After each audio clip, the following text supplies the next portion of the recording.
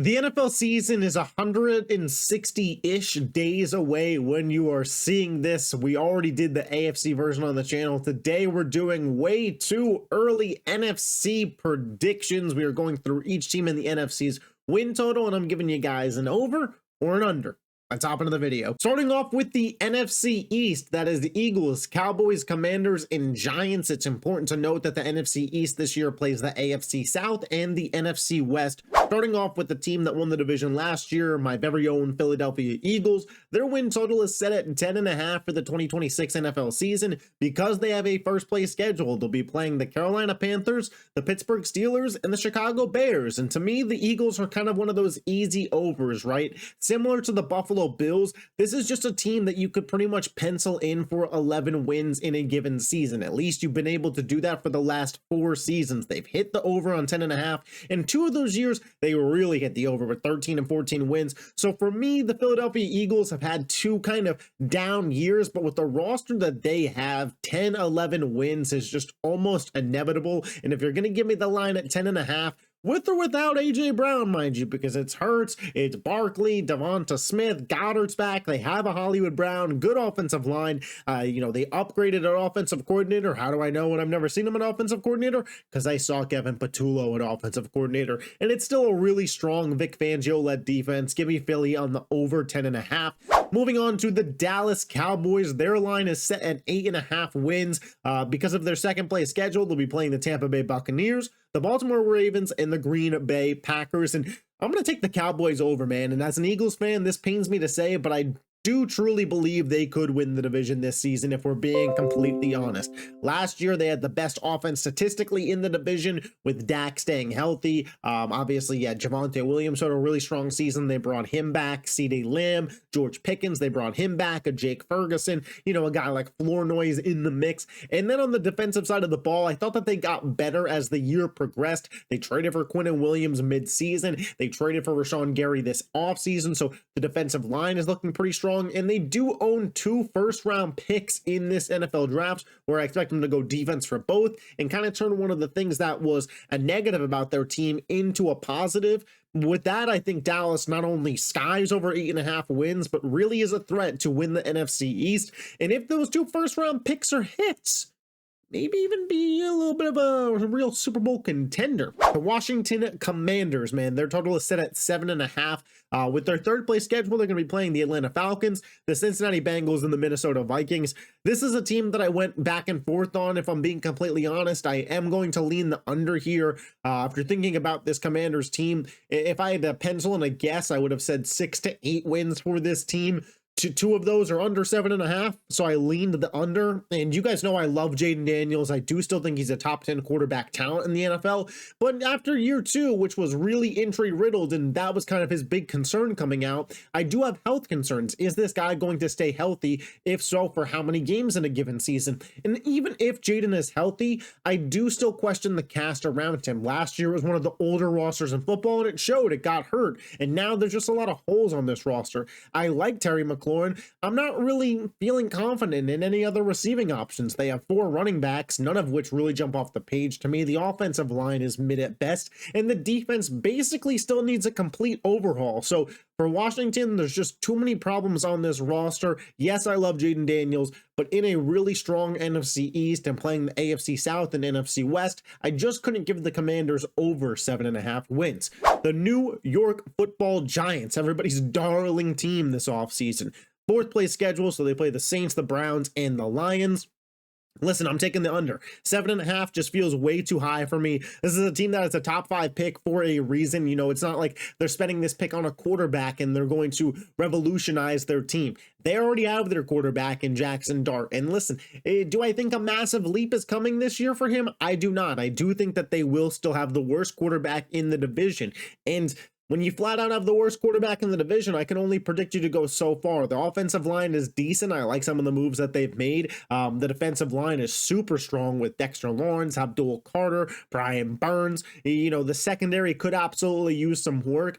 I really just, the quarterback for me, worst in the division. I think John Harbaugh is super overrated as a head coach. The fact that he didn't get to bring Monken with him, I think really hurts, especially the offensive potential of this team. And Malik Neighbors and Cam Scatterbo are both coming back off of really devastating injuries. So how much production are we going to get out of those guys throughout the course of the season? Are they going to be 100% to open up? We'll see there, but 7.5 is just way too high for me for this Giants team. Moving on to the NFC North, they match up against the AFC East and NFC South this upcoming season. The Chicago Bears, man, they won this division last year, and their win total is set at 9.5 wins. They do play a first place schedule, which means they'll be playing against the Philadelphia Eagles, the Jacksonville Jaguars, and the Seattle Seahawks this upcoming season. Again, another team I went pretty back and forth on, but I am going to lean the over here. I obviously have some concerns with some just kind of general regression factors. One, I thought their defense really profited a ton last year off of turnovers and isn't actually that strong of a unit, especially when it comes to a pass rush and front seven perspective. As well, they were 7-4 in one-score games last year. If there's some regression to the mean there, that could be the difference between this team winning a division and missing a playoff game, you know, and winning the division or just missing the playoffs as a whole.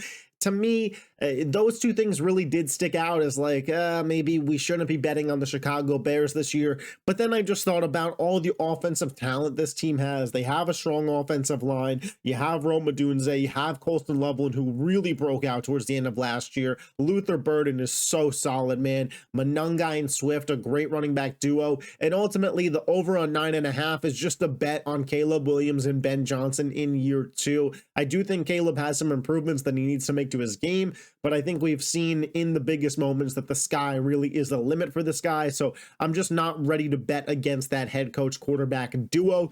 The Green Bay Packers, man, they finished in second in this division last year. Their win total is set at 10.5. Because they finished in second, they play the Dallas Cowboys, the Houston Texans, and the Los Angeles Rams. Kind of a brutal draw for a second place schedule. With that being said, I'm going to go with the under, man. Under 10.5 wins. I think Green Bay could easily win 10 games. I think that they could be a 9-8 team as well. Micah Parsons is going to miss probably around the first month of the season, reports are starting to show. And last year, they didn't win a single game without him. They were 9-3-1, then they lost 4 in a row to end the regular season and lost in the playoffs without him. Ultimately, this team was completely different when Michael was off the field. You add that in with Jeff Hafley, their defensive coordinator, now gone. I don't know how high of a level the defense is going to perform in year 1 with a new coordinator. Josh Jacobs seemed to be kind of slowing down towards the end of last year. You'll lose your most consistent wide receiver in Romeo Doubs. You have a brutal schedule. Just a lot of things to me pointing to a Green Bay Packers regression as well. I think the division around them might have passed them on by. And that moves us to third place, the Minnesota Vikings. Their win total this year is set at 8.5 because they finished in third place. They play the Commanders, the Colts, and the 49ers. To me, this is an easy hammer the over, right? Minnesota had the worst quarterback play in the NFL last year with J.J. McCarthy, Carson Wentz, and Max Brosmer, and they still finished the season 9-8. They still would have hit the over on this line. Now you bring in Kyler Murray, who I do believe will be better than what they got last year. And I get it. That's not saying much. That could be the 18th best quarterback in football next year. But if Kyler is that is better quarterback play than what Minnesota got last year. Have to believe the offensive line stays healthier. You have a ton of good weapons. Kevin O'Connell, that Brian Flores defense. They have the, 18th pick in the draft. I've seen some mock drafts where, seriously, Jeremiah Love, Caleb Downs, fall to them. I think worst case scenario, you end up with a Dylan Thieneman. So the Minnesota Vikings, I love their over this year.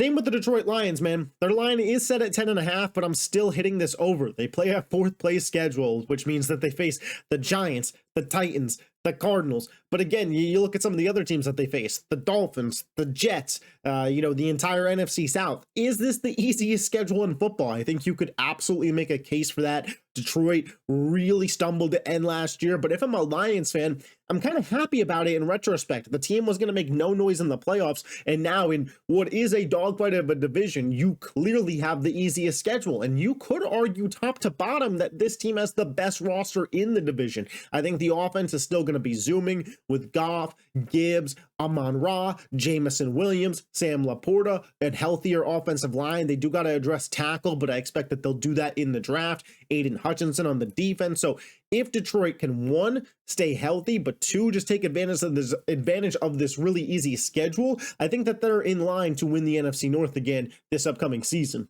Moving on to the NFC South, which is the Panthers, the Buccaneers, the Falcons, and the Saints. This division plays both the AFC and NFC North this upcoming season. Starting with the Carolina Panthers, man, they did win this division last year at 8-9, but their line is still just set at 6.5 wins for this upcoming season, which I thought was really surprising, man. They do have a first place schedule, so they got to battle up against the Broncos, Seahawks, and Eagles this upcoming year.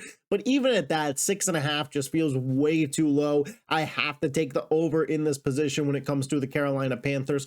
They won this division last year, and I felt like they also had the best offseason thus far in the division. They feel to me like the most complete roster in this division, with a coach in Dave Canales who has proven to be successful in his Carolina stint, and Bryce Young as well, who is getting better. They added in Jalen Phillips and Devin Lloyd on that defense. They added in some offensive line depth. Obviously, you have the reigning offensive rookie of the year in Teteroa McMillan. You still have Coker. In the running back room, I'm interested to see what Chuba Hubbard does this upcoming season, but I also think that you could have Jonathan Brooks, who was a high pick a couple of years ago, emerge and show that he still got it despite 2 major knee injuries at this point. I love JC Horn. I think that they can attack safety in the draft, maybe bring in another, defensive line piece to pair alongside Derek Brown and Jalen Phillips. But Carolina has put themselves in a really good position as they go to head into 2026. I think that they're probably the odds-on favorite to repeat and win this division in my eyes. So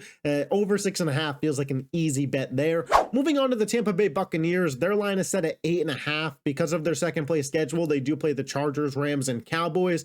I'm going to lean the under here, man. And Tampa was a team I was kind of high on last year, and the roster didn't change too much, but I do think we started to see the beginning of the end. And in the second half of last season, they were just an absolute disaster. I think there was a 2-month stretch where this team went like 1-7. Mike Evans gone. Levante David retired. They're losing veteran leadership. I think there's some confidence questions in Baker Mayfield. Is he truthfully the guy going forward? To me, the ship is sinking in Tampa Bay, and I'm hopping off now. The Atlanta Falcons, their line is set at 7.5. They have a third place schedule, so they play the Chiefs, the 49ers, and Commanders. Not exactly the best third place schedule I've ever seen. I am going to lean the under here, man. And every year I feel like we buy into the Falcons. There's people that tell me in the comment section, I'm crazy for betting against the Falcons. It's their division to win, yada, yada. And every year it just doesn't work. There's a lot of questions now about the future of James Pierce Jr., who was their most productive defensive end last year with everything going on there. They do bring back Kyle Pitts. Obviously, Stefanski's the head coach now, so I think that there is a pathway for things to turn around for Atlanta. But I also think that they have the worst quarterback situation in the division. And typically, if that's the case, I have a hard time predicting you to hit the over. I think Tua could be successful in Atlanta, but I still don't like him better than Bryce, Baker, or Tyler Shuck going forward. So give me the under on the Atlanta Falcons, man. And then we go to the team that finished in fourth, the New Orleans Saints. Their line is set at 6.5. With their fourth place schedule, they're going to play the Raiders, the Cardinals, and the Giants. And to me, I really like this over. Kellen Moore in this Saints team was really strong to end the season. They were 4-1 in their last 5 games. And truthfully, throughout the last month of the season, they looked like the best team in this division. I love the offensive personnel with Shuck, Travis Achan now, I guess it is, Kamara, Olave, Juwan Johnson. They have a high-end pick, too, that I think it's possible they add a Mekhi Lemon or a Jordan Tyson even to this wide receiver room, and the things really get rolling. The defense did lose some pieces. Cam Jordan, Demario Davis are gone, but they did bring in a Caden Ellis. I do think that they're building something in New Orleans, and while I don't think that they necessarily are a strong team in terms of playoff viability and how far they could go this season, I do think that the stock is going up in New Orleans. So give me the over 6.5 wins. And then we move on to the NFC West, man. They battle both the NFC East and AFC West this year. The NFC West obviously features Seahawks, Rams, 49ers, and Cardinals. Starting off with the defending Super Bowl champions, Seattle Seahawks. They won this division last year. They play a first place schedule. Their line is set at 11.5. And because of that first place schedule, they have matchups with the Bears, Panthers, and Patriots. Patriots. 11.5 was just a little bit too juicy for me. I'm going to lean a slight under here. If I had to pinpoint exactly how many games I think Seattle wins next year, I'd probably guess 11. So the line feels just about right, but I'm going to go with the under here. There's a little bit of a Super Bowl hangover from time to time for teams. I think there's just always a bit of natural regression that could take place from a team that was hungry but got it all. They lost some pieces, right? You'll lose a Reek Woolen, you'll lose a Kenneth Walker. I think Seattle is a good enough foundation to survive these losses and move on and potentially still be a really strong team and a legit Super Bowl contender. But 12 wins to bet on going into next year with a tough schedule, a first place schedule, a tough division. You play the NFC East, you play the AFC West. It just felt like a lot going against Seattle, so I leaned under here. The Los Angeles Rams, their line also set at 11.5. Second place schedule, Packers, Bucks, Bills. I'm going to go over here. And I know that after everything I just said about Seattle, everybody's big but. And I just think that there's some things in Los Angeles that are a little bit more repeatable success-wise. The offense was the best in football last year, and I think it's easier to retain strong offense than it is strong defense, especially when you're losing pieces the way that Seattle did. If you're the Rams offense, you still have Matthew Stafford, who's the reigning MVP of the league, Kyron Williams, Blake Corum, Devontae Adams, Puka Nacua, a strong offensive line, Sean McVay calling the plays. That is all there. I expect their offense to continue to be very high level and a top 5 offense in terms of production next season. And what did they do this offseason? They were aggressive in resolving the issues in their secondary. They went out and traded for Trent McDuffie. They went out and signed Jalen Watson in free agency. Kansas City had one of the better cornerback duos in football last year, and now that's in Los Angeles. Their front seven was already good. I think this team is absolutely hungry and starving, and you could argue as the best roster in football. So I am going to lean over on 11.5 wins, but obviously with Matt Stafford at the age he's at, you do run the risk of, is this guy susceptible to injury? Moving on to the San Francisco 49ers, their win total is set at 9.5. They'll be playing a third place schedule this year. That means matchups with the Vikings, Falcons, and Dolphins. To me, this is a pretty clean over. I think San Francisco is really going to benefit from having a third place schedule because while they did finish third in their division, I think we could all acknowledge in terms of third place teams, they're one of the best in football. Most other divisions, this team would finish first or second, but they play in the NFC West and it's a tough division and it's just where they landed. But matchups with the Dolphins and the Falcons, and hell, I was even talking high about the Vikings earlier, but still give me San Francisco over that team too. It's just a bet on Kyle Shanahan. Last year, some games with Brock Purdy, some games without Brock Purdy. Nick Bosa gets hurt, Fred Warner gets hurt. You guys know the list of injuries that they suffered, yet they still hit the over on this line last year. And I think that this is a team that could be growing and could be getting better. And then lastly, maybe leastly, the Arizona Cardinals, their line is set at 4.5. They play a fourth place schedule, which will see them face the Lions, the Saints, and the Jets. I'm going to take the under, man. And similar to what I said about the Miami Dolphins, a team that's probably going to be in my bottom 3 in terms of predictions. 4.5 wins are just too high. I think that this Cardinals team could easily win 2 to 4 games this upcoming season. 5 maybe, but 5's the maybe, and the line set at 4.5. I just don't believe in what they got going on. I believe they're looking at the bigger picture. They're trying to build a roster out for 2027 and for drafting a quarterback high, and I understand the plan, but when it comes to 2026, gotta take the under. As always, guys, these are just my thoughts. Be sure to let me know yours in the comment section down below. New mock draft video dropping tomorrow where me and Javon go back to back with picks. You don't want to miss that. Make sure you're subscribed to the channel. I'll catch you then. Peace.